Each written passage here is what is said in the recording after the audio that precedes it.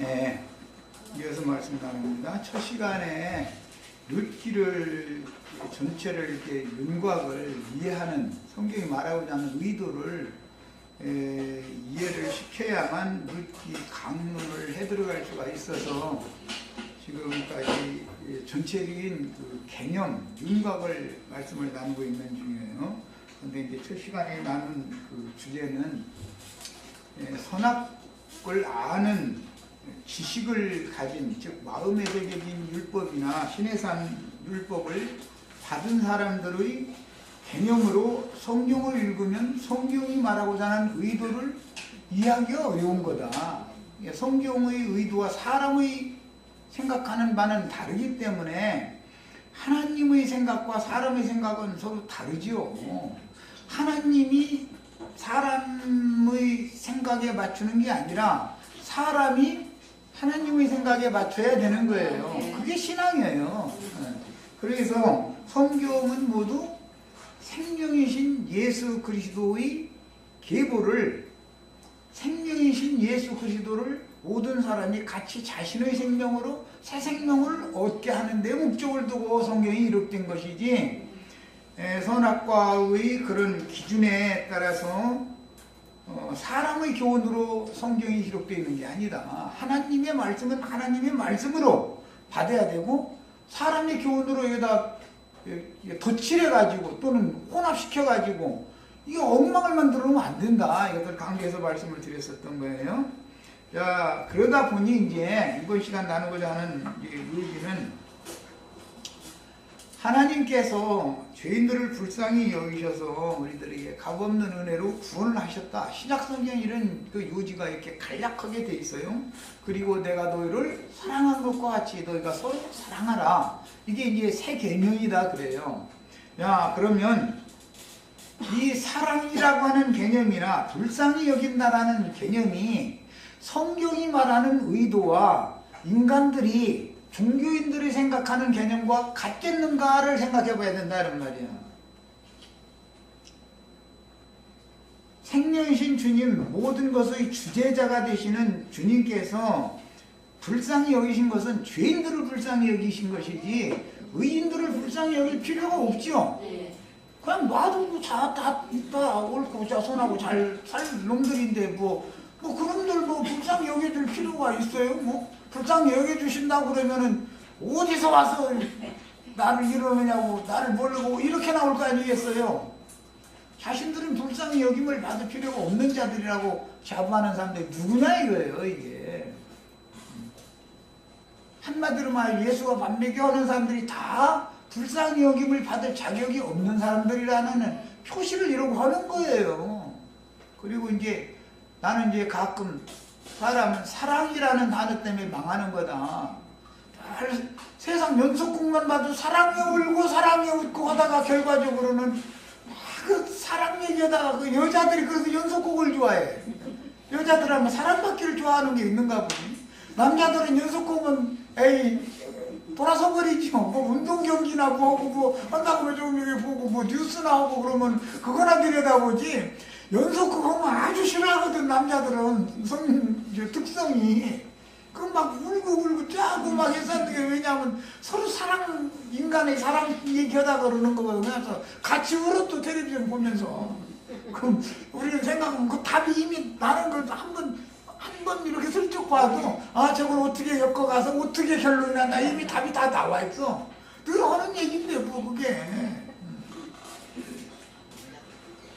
그게 다 세상 사람들이 생각하는 사랑이라는 것과 주님이 생각하는 사랑은 다르다 이거예요. 살문이 여리고성의 창기를 사랑하는 사랑과 세상 사람들이 백여로집 아줌마와 잘 지내고 자기 자식 사랑하고 그런 사람과 같겠냐 이 말이에요. 다른 얘기죠 전혀.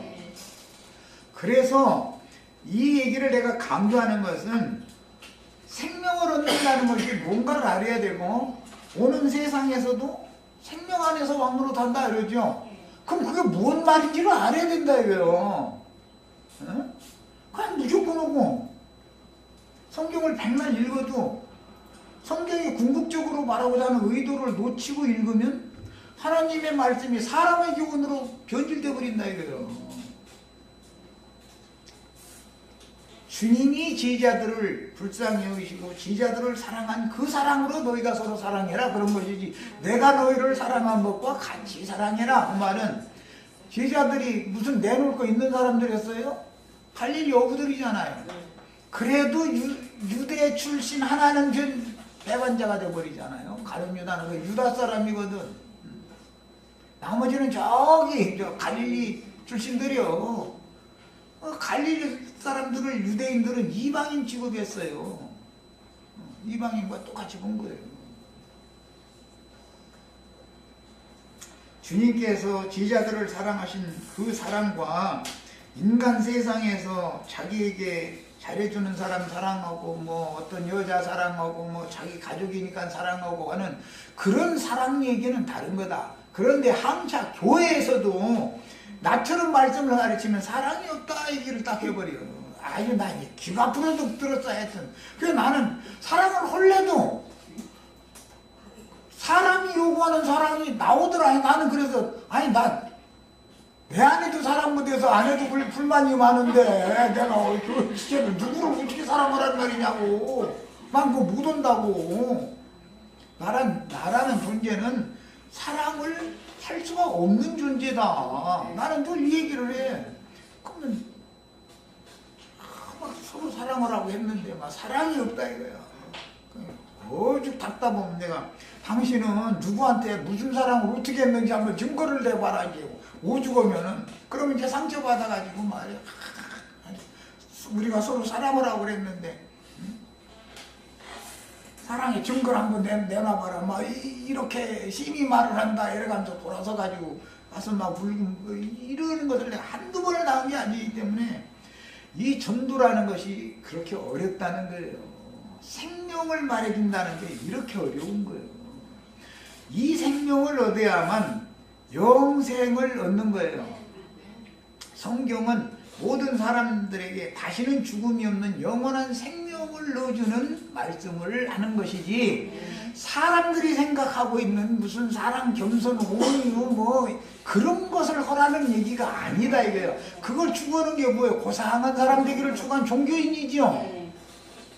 그 휴머니즘 추구하는 자들이다 이거예요.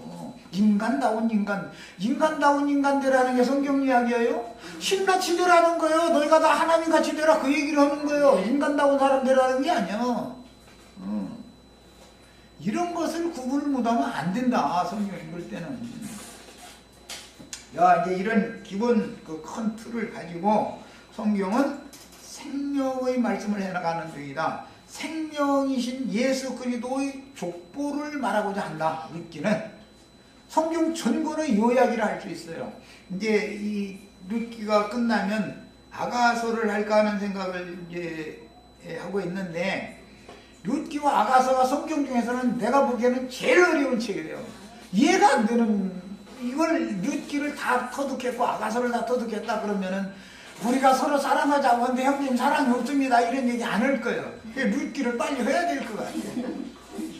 솔로몬 아가서 룻기 끝났는데 이제 아가서를 할까 싶어요. 사랑을 정확하게 알아요. 성경이 말하는 예수님이 제자들을 사랑한 사랑과 인간들이 생각하는 그런 사랑은 전혀 개념이 다르다 이거예요. 자, 그래서 나같이 양심 바른 사람이 있느냐? 또 나는 흠결이나 허물이 없이 하늘을 우러러 한 점 부끄러움이 없다. 참 말도 얼마나 유창해. 이러고 나오는 사람 보면 대화 통해 안 통해? 지가 신이라는 뜻인데 그 말은 나는 신이다 그걸 말하는 건데 내가 창조자다 뭐 그 말을 하는 거예요 사실은. 그런데 감히 우리 같은 사람이 신하고 어떻게 대화를 해? 못하는 거예요. 자칭 의롭고 거룩한 하시디안들, 하시딤이라고 하는 거는 자신들은 거룩하게 분별된 사람이다 라고 하는 뜻으로 특히 이제 바리새인들이 이제 하시디안들이라고 그러죠. 하시디안들은 바리새인들을 의미하는 말이죠. 자신들은 거룩한 사람이다 이거예요. 그리고 저 이방인들은 다 아주 완전히 개들이다 이렇게 취급한 거예요. 그런 사람들은 그럼 예수님 때만 바리새인들이 있느냐? 세상은 바리새파, 사두개파가 판을 치게 돼 있어. 판을 치게 돼 있어. 예수님은 바리새인들과 사두개인들을 얼마나 미워하느니, 아니요, 그들과 싸우는 거예요. 이 복음서에 보면은 그들과 그냥 막 말도 아주 함부로 막 예수님이 말을 좀 조심성이 있게 해야 되는데 이 막 뱀들아 막 목사 이 자식들아 막 이러고 보면 세상 말로 말하자면 그보다 더하는 막말은 없죠. 막보는 얘기를 막 해버리고 그래도 나는 그렇게는 안 이러면 그렇게가 될 거야. 두려워서 못하지. 그놈들이 가만 안 있고 코끼리들 보고 와서 찍어버리지. 예수님은 아주 담대하게 그냥 해버리거든. 그럼 그 사람들이 자신들은 악하고 불의하다고 여기는 사람들이었어요. 자신들은 의롭다고 여겼다는 거예요. 의롭다고 자칭 의롭다 하는 자들 얘기 나오면 반드시 뱀들 얘기가 딱 연결이 돼버려요. 예수님은 그냥 선포하실 때 보면 자칭 의는 다 뱀들이요. 그게 이걸 알아야 돼. 성경에 관한 이거를. 그런 사람들은 복음을 거부하게 돼 있다. 왜? 마음에 새긴 율법에다가 시내산 율법이 덧칠해져 버렸으니, 덧입혀져 버렸으니 얼마나 이게 강하겠어요. 자긍심이. 자신의 죄과가 드러날 때는 스스로 만든 무화과나무 잎으로 가리는 종의 직분을 행하는 사역자들 사이에 숨어서 하나님의 음성 듣는 것을 그들은 사실은 내면으로는 두려워하게 돼 있다. 하나님 만나는 것이 두려운 사람들이에요. 사실은 우리 같은 사람은 더 이상 정죄받고 말고 뭐 이미 다 매마버렸는데 많잖아가 다 뭐 그 인간 어이구 그 인간 뭐 이래놔 버렸는데 뭐 주님이 불쌍히 여겨주시고 긍휼을 베풀어 주시면 다행이고 그렇게 안 하시면 끝나는 거고 뭐 이미 뭐 다 그렇잖아. 그러니까 주님 만나는 것이 두려울 것이 없어. 내가 하는 표현으로는 철판이 너무 두꺼운 사람들이죠. 말하자면 생명의 성령의 법으로 완전히 죄와 사망의 법인 율법의 저주에서 속량을 받은 사람들은 완전히 해방을 받아버린 사람들이기 때문에 율법으로는 나의 옛사람이 당연히 정죄받아야 되는 거니까 당연히 율법대로 수용을 한다 이거예요.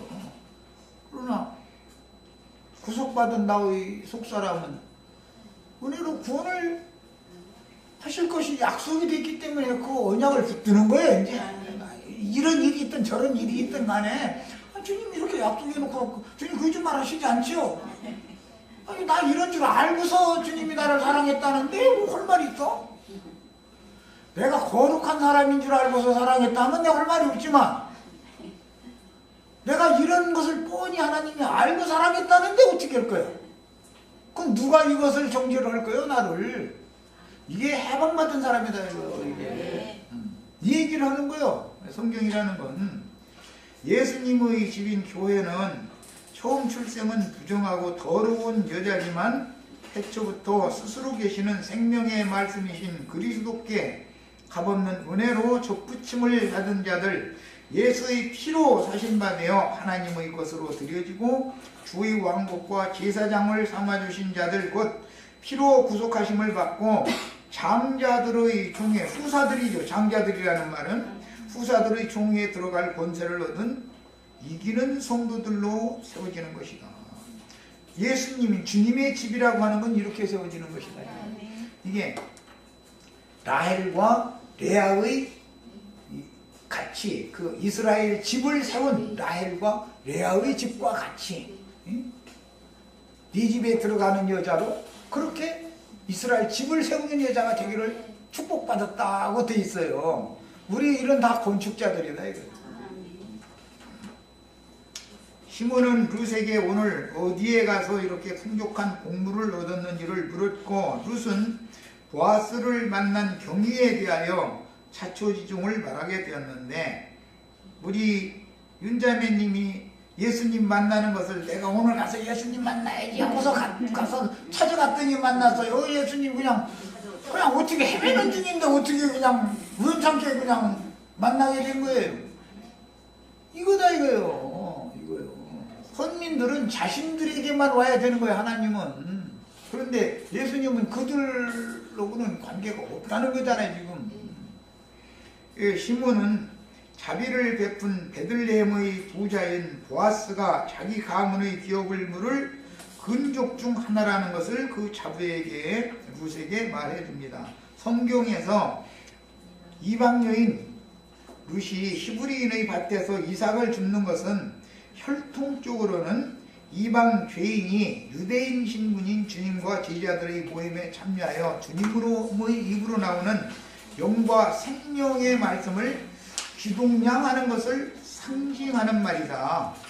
보아스의 밭에 룻이 가서 이삭을 주었다. 이렇게 그때 정황으로는 그렇게 한 거예요. 그랬는데 우연히 보아스의 밭에 이르렀는데, 그러면 우연히 그 밭에 발걸음을 누가 인도했겠어요? 어떤 영에 끌려서 그 밭을 가고 싶었지. 이상하게 그 밭 쪽으로 가는 것이 마음이 편해서 그냥 간 거예요. 저쪽 밭으로 안 가지고 더 가까운 근족 밭으로 갔더라면은 큰일 날 뻔했잖아. 당연히 그 근족의 하인들한테 희롱당하고 망신당하고 이삭도 죽지도 못하고 그랬을 거 아니에요. 그런데 우연히 보아스의 밭에 갔는데 보아스는 친절을 베풀었다는 거잖아. 참. 예. 인간의 삶 가운데에서도 그 뒤에는 개인이든 단체든 나라든 하나님의 손이 뒤에 다 감춰져 있는 것이죠. 사람들이 이게 눈이 멀어서 그게 안 보이지 잘. 가나안의 수로보니게 여자가 주님의 상에서 떨어지는 부스러기를 먹게 된 것은, 가나안 수로보니게 여자가 오늘 예수님이 자기 동족들에게 떡 나눠준다, 내가 가서 부스러기라도 얻어먹어야지, 내 예수님한테 내가 가서 얻어먹을 거야, 그러고 온 게 아니고 그냥 우연히 어떻게 어떤 사람들과 어울려서 있다 보니까 그렇게 된 거예요. 그게 수로보니게 여자가 뭐 자기가 어떻게 했다는 건 없잖아요. 그냥 평상시에 알고 지내던 유대인들 틈에 멸시당하지만 그냥 같이 있다 보니까 예수님을 만나게 된 거지. 상황이 다 그런 거 아니에요? 보아스의 시녀들과 가까이 지내면서 보리와 밀추수가 마치기까지 룻은 보아스의 밭에서 이삭을 주어 시므를 동양하였는데, 시몬은 효송이 지극한 자부를 딸같이 여겼으며 룻을 위하여 안식할 곳을 구하여 주기로 마음먹었습니다. 안식할 곳은 남편의 품을 상징하는 것이다. 우리 영원한 안식처는 예수님이죠. 그걸 상징하는 거예요. 이 생에서는 교회 생활로 들어온 것이다. 주님의 몸된 교회 안에 들어오면은 안식처에 들어온 거예요. 안식이신 주 안에 들어온 거예요. 구속받고 구원을 이룬 영혼이 주님의 품에 들어가는 것이 최종적인 구원의 완성인 몸의 구속이요, 신령한 새 몸을 입고 거룩한 성 새 예루살렘에 들어가 신랑의 품에 안기는 신부가 되는 것이 영원하고 완전한 참안식에 들어가는 것이지만, 1차적으로는 안식처를 구하여 주는데 보아스의 집으로 대뜸 가는 게 아니라 들판에 있는 농막에 가서 첫날 밤을 지내죠. 그런데 뭐 실제적인 관계는 없었죠. 약혼한 상태일 뿐이다 이거예요. 지금 우리는 약혼자의 관계다 이거예요. 오해라고 하는 것은 우리는 지금 농막에 와 있는 거예요. 농막에. 여기 추수하는 밭에 우리가 와 있는 거예요. 그 교회는 추수하는 밭이다로 상징된다 그런 말이에요. 자, 최종적으로 들어가는 것은 신부 성에 들어가는 것이죠. 거룩한 성 예루살렘에 들어가는 거예요. 자, 그것은 이제 보아스의 집으로 완전히 아내가 돼서 들어가는 경우니까 그 문제는 또 다르죠. 이제 일단 이 생에 살아있는 동안은 약혼 관계를 유지한다 이런 말이에요. 이스라엘의 율례와 법도를 익히 알고 있던 나오미는 보아스가 추수한 곡물을 타작하는 날을 택하여 보아스의 눕는 곳을 알아두었다가 그 발치의 이불 속에 들어가서 누우라고 일렀는데, 평소에 보아스에게 은혜를 입었던 룻은 산자와 죽은 자에게 계속 은혜를 베푼다, 이렇게 표현을 나오미가 하는 걸 보면 평상시에도 이렇게 쫄딱 망하기 전에도 굉장히 친근하게 됐다는 걸 알 수 있죠. 이 보아스가 시므의 말씀을 믿음으로 순종하였습니다. 룻의 시부 엘리멜렉은 유대교의 하나님을 대표하며, 시모인 나오미는 예표적인 구속을 받아 약조물만 가진 유대교에서 약속하신 본물인 주의 성령께로 나와 실제적으로 영이 구속을 받아 최초로 예루살렘에 세워진 하나님의 교회인 유대인들로 세워진 예루살렘에 있는 하나님의 교회를 상징한다. 나오미는 예루살렘 교회를 상징한다면 룻은 안디옥 교회를 상징한다, 지금 그 말이에요. 자, 그 밤에 보아스는, 그런데 안디옥 교회가 세워지기 위해서는 반드시 예루살렘 교회가 먼저 세워져야죠. 그 밤에 보아스는 자기의 타작마당에 설치한 농막의 침소에서 그의 이불 속 발치에 함께 있던 룻을 자신의 옷자락으로 덮어주었는데, 발치에 있던 룻은 신약에는 온 동네가 다 더러운 여자라고 알고 있던 마리아가 향유를 이렇게 그 발치에서 주님 향유병을 깨가지고 그 머리에 붓고 발에 입 맞췄다, 이렇게 인용을 했죠. 이제 룻께서 인용하는 말이에요. 신약 성경에 어떤 절이 나오면 이게 어디에서 어떤 영을 이렇게 전달하기 위해서 이 신약 성경이 이렇게 인용하는구나, 이걸 이제 알 필요가 있죠. 보아스는 그녀가 빈부를 따라 마음이 흔들린 적이 없고, 보아스가 부자기 때문에 지금 그러는 것이 아니다 이거예요. 세상적으로 뭐 가난하냐 부자냐 그런 걸 보고 하는 게 아니다 이거예요. 시어머니가 그렇게 허락한 대로 그냥 순종하는 거지 지금. 젊은 청년에게 몸을 맡겨서 육적인 욕망을, 소년과 보니까 뭐 아무래도 이제 그런 것이 없을 수가 없죠. 이것은 생년상이니까. 그런데 그런 생각으로 보아스의 농막에 들어간 게 아니다 이거예요. 이거는 전혀. 그런데 보아스뿐 아니라 온 동네 사람들이 너는 현숙한 여자인 줄 우리가 다 알고 있다, 이렇게 이제 인정을 받았죠. 룻은 육신의 일과 땅의 일을 추구하기보다는 영의 일을 생각하고 내 것을 찾는 진실하고 순결한 영혼을 소유한 순전한 신앙인임을 보아스는 이미 알고 있었던 것입니다. 이방 땅 모압에서 시므를 따라 히브리인들의 신께로 돌아왔다는 것은 성경대로 회개했다, 이것은 하나님께 대한 회개다 그런 말이에요. 신을 바꾼 거예요 지금. 모압 족속들의 신을 히브리인들의 신으로 자기 신이 숭배하는 신을 바꾼 거예요. 그걸 이제 회개한다 그러죠. 이방 신들을 떠나 이스라엘의 하나님께로 돌아왔다는 뜻이니, 저주받은 이방 여인 룻이 그 시므를 따라 이스라엘의 하나님께서 기업으로 주신 에브라 땅 베들레헴의 기업으로 돌아왔다. 역대기에 이제 읽어보면은 보아스의 아버지, 보아스의 아버지가 살몬이죠. 살몬의 아버지 나손이라는 대로부터 그 3대에 걸쳐서 베들레헴의 창설자라고 이렇게 성경이 기록을 하고 있어요. 그런데 이제 특히 그 보아스를 베들레헴의 성주인 걸로 이렇게 역대기에 보면 나오죠. 자, 그걸 보면은 베들레헴의 이제 룻께서는 유력자다 그랬는데, 베들레헴에서 번창, 옛날에는 그 시족사이기 때문에 베들레헴이라는 마을에서 번창을 한 그런 기부다라는 걸 알 수가 있는 거예요. 그래서 예수님이 베들레헴에서 출생을 하게 된 원인이 되는 거예요. 그래서 베들레헴의 기업으로 돌아왔다는 것은 이방인에게도 은혜 받을 만한 때가 이르렀고 구원의 날이 임했다라는 뜻입니다.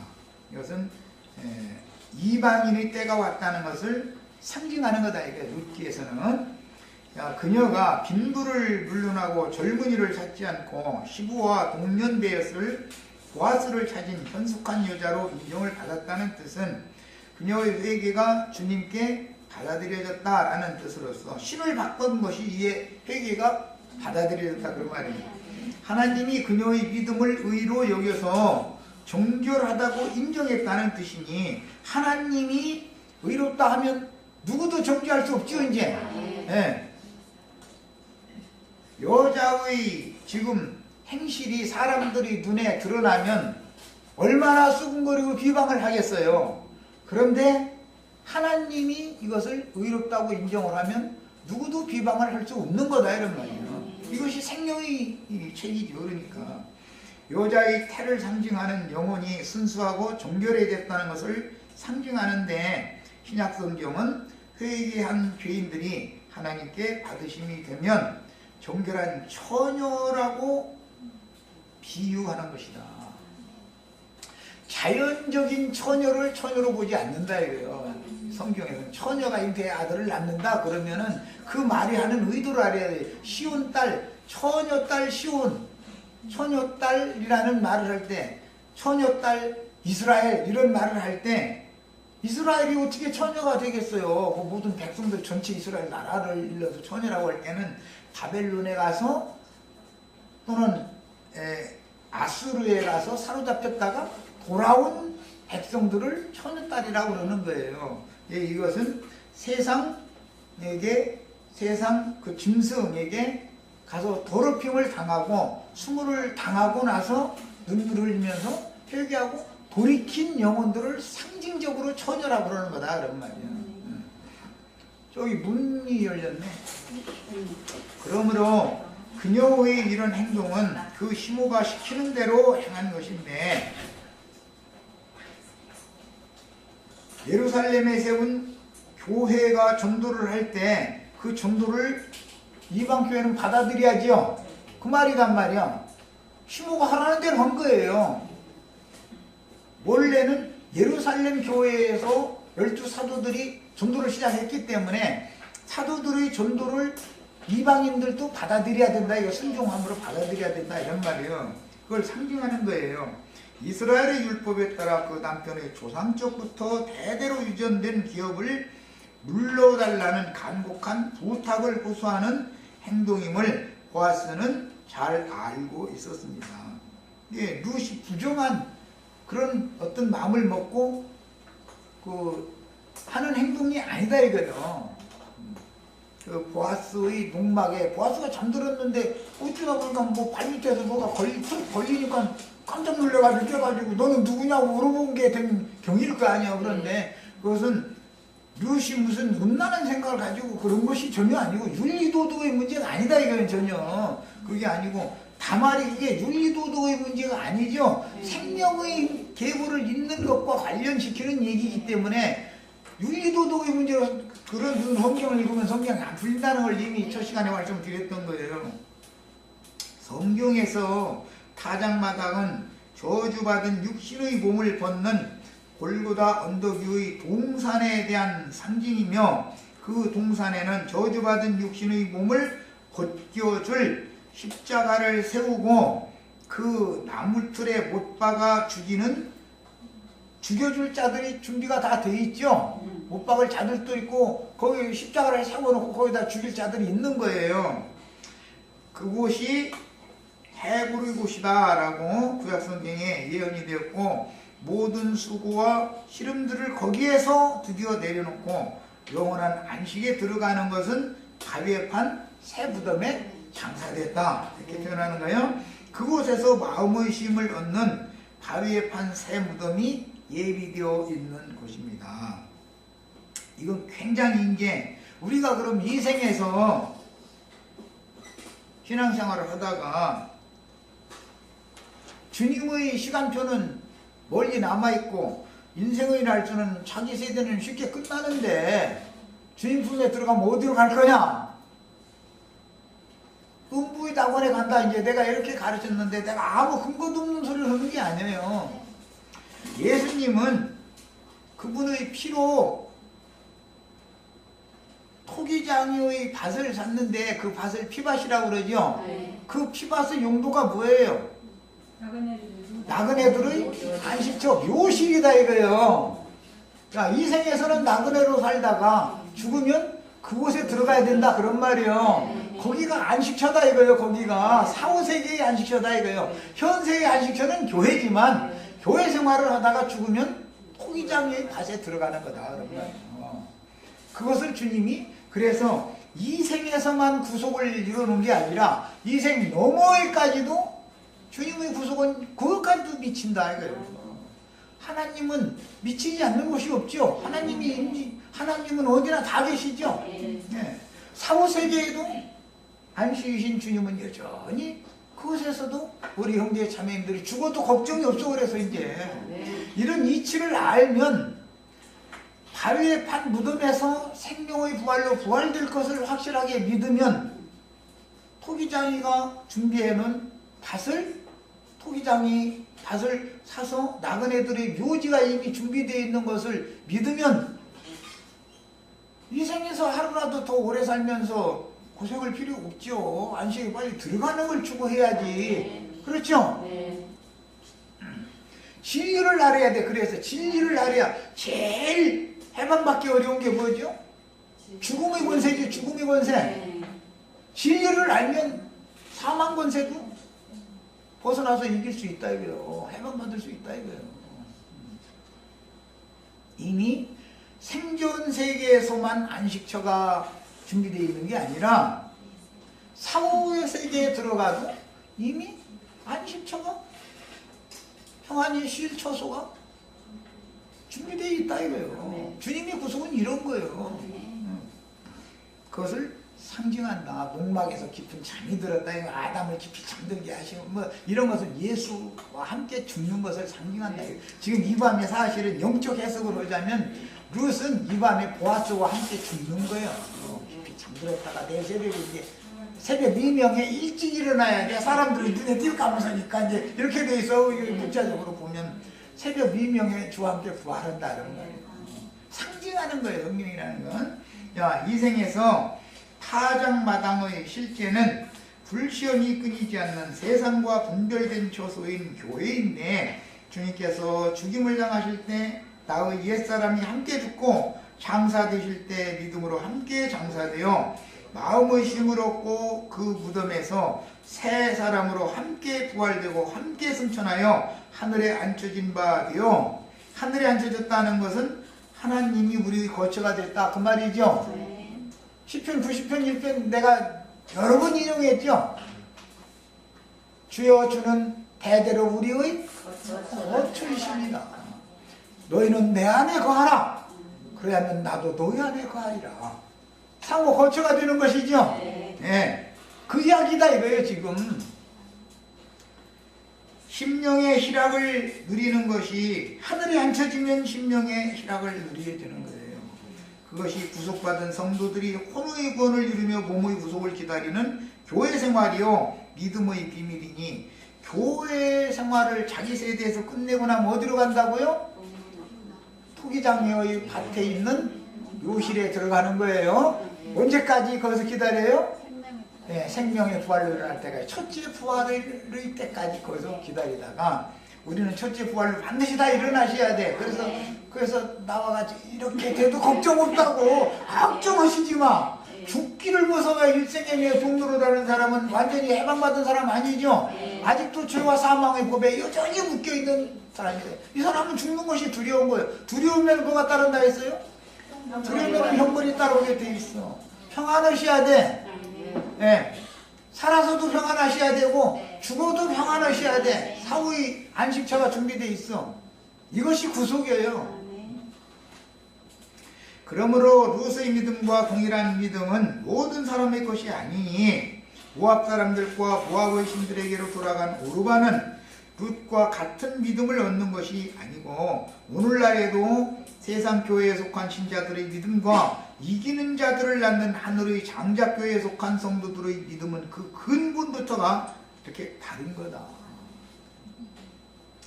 보아스에게 땅의 일에 대해서는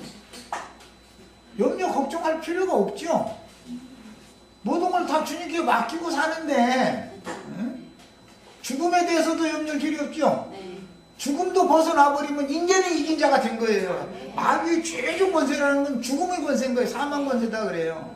어둠의 권세예요. 어둠에서 빛으로 나오고 죽음을 이기고 생명으로 나오면 모든 걸 다 이긴 거예요. 이거 보고 이기는 자다 그래요. 이제 막 이런 말에 대해 이런 가르침에 대해서 성경 가르침에 대해서 이해가 없다 보면 막 자기가 자기를 막 이기는 자가 되려면 그리스도와 더불어 1000년 동안 왕노릇 하는 것이 못 박는 것이다. 그래가면서 막 1000년 동안을 날마다 못 박는다 이러고 있고 그러면 그럼 옷을 얼마나 못이 안 박히고 여기가 감으면 못 튀겨나가는가 보지 아마? 옷이 잘 안 박아지니까 1000년씩이나 박지.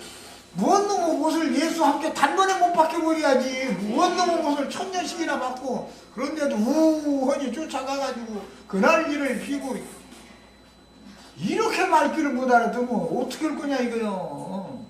그 왜 그런 거예요?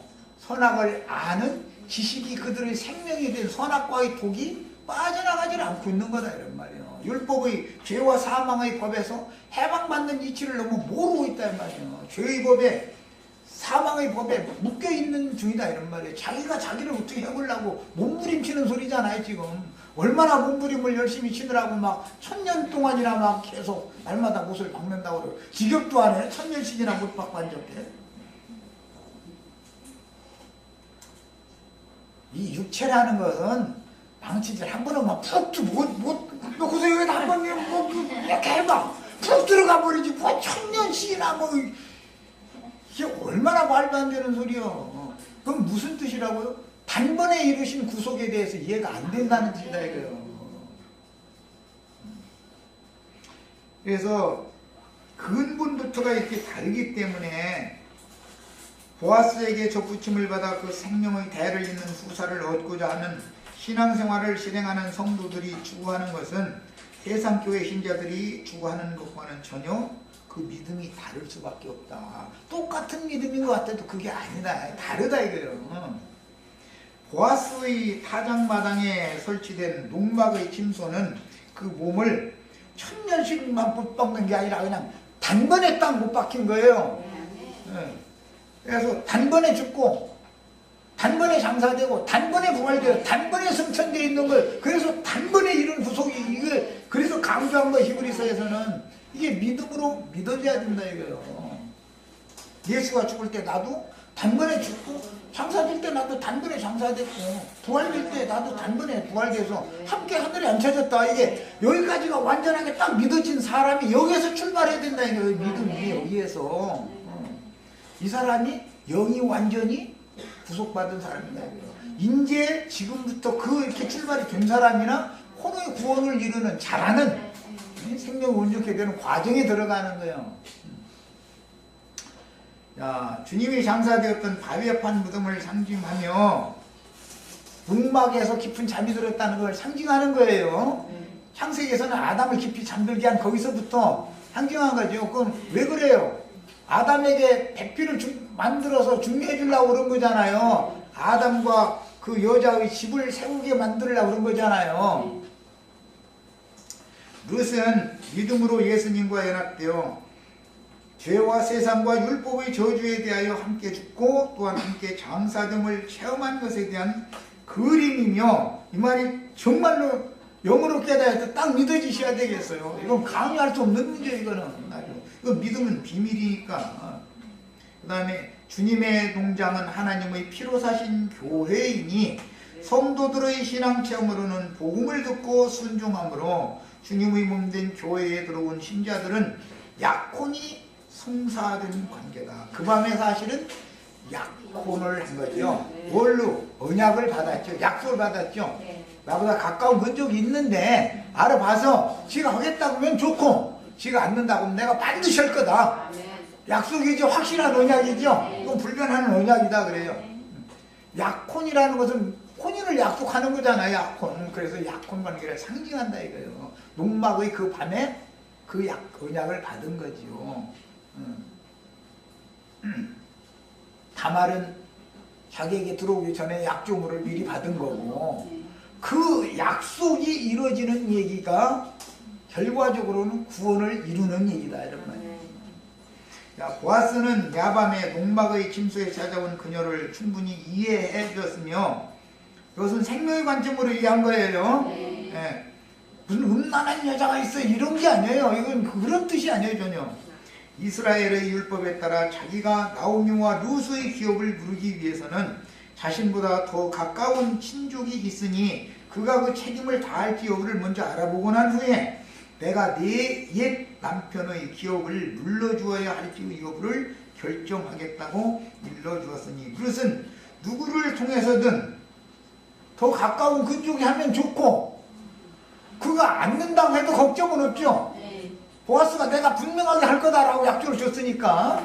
자, 그런데 시어머니한테 그 말을 하니까 그 일이 이루어지기까지 보아스는 쉴 것이다, 쉬지 않을 것이다? 쉬지도 않을 것이다. 그래서 이게 이사야 62장에 인용이 돼 있어요. 예루살렘의 아들들이 예루살렘의 딸들에게 장가를 들어서 결혼한 땅 뚠라와 헵시바가 되게 해주겠다. 그 약속을 이루기까지 여호와는 쉬지도 아니하신다 이렇게 돼 있어요. 예, 예수님이 지금 쉬고 계셔요, 안 쉬고 계셔요? 지금 우리 형제 자매님들 아내 삶을 때까지 약속 이미 2000년 전에 오셔서 약속하신 것을 지금 다 이루어지기까지 쉬시지도 못하고 그냥 지금 계속 일하고 있는 중이에요. 이것을 꼭 믿으시기를 바래요. 이 믿어져야 진리를 알아야지 믿어지지 사실은. 그리고 보아스는 보리를 5번 대줬다고도 않고 7번 대줬다고도 않고 6번을 대줬다 이렇게 돼 있죠. 그것도 참 신기해. 빈손으로 시모에게 가지 말도록 길냥식을 주므로 룻에게만이 아니라 그 시모에게도 여전히 은혜를 베풀었습니다. 룻의 시모 나오미는 보아스보다도 가까운 친족이 있으나 그는 엘리멜렉의 흉년을 만나 팔아남긴 자기 가문의 기업을 많은 돈을 들여서 매입하여 자기의 기업을 삼으려 하였던 자였다. 가까운 근족은 엘리멜렉의 기업을 자기 거 삼으려는 야심이 강한 자죠. 그런데 보아스는 그런 생각이 없다 이거예요. 엘리멜렉 말론 그 후손에게 그 기업을 물려주는 것에만 누르는 하나님의 물려주라고 하는 하나님의 말씀이 어떻게 이루어지는가 이것에만 관심이 있지 저거 어떻게 하면 내 땅 삼을까 이런 욕심이 없다 이거예요. 이게 딱 다른 것이죠. 예배당 목사님들 전도 외우는 것 같아요. 얘기할 필요도 없죠. 그럼 더 가까운 근족이 누군지 아시겠죠? 의문의 율법으로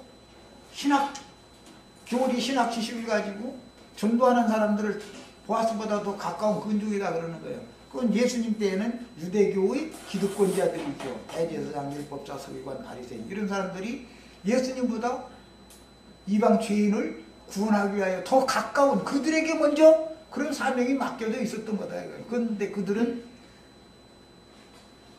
자기 기업에 손해가 있을까요? 에이 나는 안 할 거야 이런다는 거예요. 왜? 이방 여자 그냥 밭사 그러면은 그거 이제 내 밭난다고 내 앞으로 등겨오면 되겠네 이 생각하고 아이 하겠다고 딱 대답했다가 그런데 그거 살려면 요 이방 여자하고 결혼해가지고 그 아들 낳아가지고 네 명의로 하는 게 아니라 그 본남편 이름으로 이렇게 상속해줘야 되는데 그러면 에이 그러면 나 손해나지도 않아 이제 이런 거야 지금. 문자대로 하자면 유대교의 율법 말씀을 맡은 유대교 지도자들을 대표하는 것이 더 가까운 근족이다. 그는 나오미의 죽은 자인 룻의 남편 이름으로 기업을 물려줄 의사가 전혀 없고 그 포도원을 빼앗아서 자기 거 삼을 맘밖에 없죠. 목사님들이 전도는 열심히 하는데 생각은 딴 데가 있는 거예요. 언제나 그 생각이 딴 데가 있어. 그런데 이것이 감춰져 있어 이게. 나오미가 관할하는 가문의 기업을 물려줄 의무가 있는 가까운 근족은 욕심이 많은 사람이었으므로 신약성경하고 바리새인들은 돈을 좋아하는 자들이라고. 만약에 자기 재물을 들여서 나오미가 관할하는 그 기업을 산다면 자기 이름으로 아주 돌려서 영원히 자기의 소유를 삼으려고 하는 자요. 왜? 그런 권리도 있으니까. 근족의 상속자가 없는 경우는 상속을 지급받을 수가 있는 권리도 있죠. 근데 권리만 생각하고 있지 의무는 생각하지 않고 있다 이 말이죠. 나봇의 포도원을 강탈한 아방과 같은 사람. 나봇의 포도원을 아방이 강탈했죠. 음녀 이세벨을 통해서. 그러나 그의 다음 차례로 자기 남편과 아들들에게 유전된 기업을 물을 자인 보아스는 자신과 룻을 사랑하며 불쌍히 여기고 있다는 것을 확신하였으므로 이 사랑과 이렇게 불쌍히 여기는 것은 세상 사람들이 생각하는 사랑, 불쌍히 여기는 것과는 전혀 다른 개념이죠. 보아스가 기업 물으는 일을 성취하기 전에는 그가 하는 일을 쉬지 아니하리라고 그 자부에게 말씀드렸습니다. 보아스는 이스라엘의 율례대로 성문에 베들레헴의 모든 장로들을 소집하고 유대인의 공의회 속상에서 엘리멜렉의 가장 가까운 친족인 기업 물을 자에게 죽은 제 친족 엘리멜렉의 기업을 사서 과부된 룻의 남편 이름으로 등기하여 나오미와 룻을 위한 생존의 터전을 삼게 할 의사가 있는지 여부를 결정하라고 통보하였습니다. 여기까지 두 번째 시간 말씀입니다.